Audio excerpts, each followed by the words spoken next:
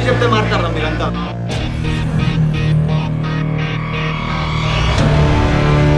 మంచి చేయాలనుకునే వాళ్ళు అవసరం లేని వరాలు ఇవ్వడు కాబట్టి.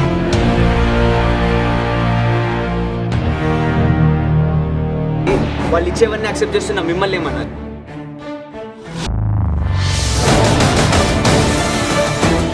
ఒక్క విషయం గుర్తుపెట్టుకోరా, బిర్యానీ ప్యాకెట్ ఇస్తున్నాడు, బియర్ బాటిల్ ఫ్రీగా ఇస్తున్నాడు, 500 రూపాయలు నోట్ ఇస్తున్నాడు అని చెప్పి 5 సంవత్సరాల నీ జీవితాన్ని వాడి చేతుల్లో పెడుతున్నాడు.